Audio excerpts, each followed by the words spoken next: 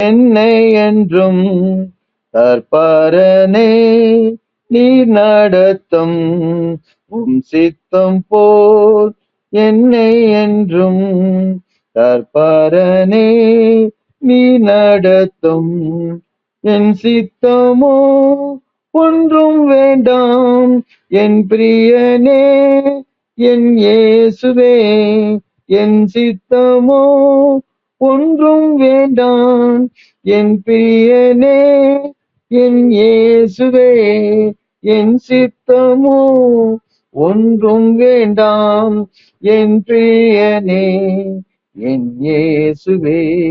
என் சித்தமோ ஒன்றும் வேண்டாம் என் பிரியனே என் இயேசுவே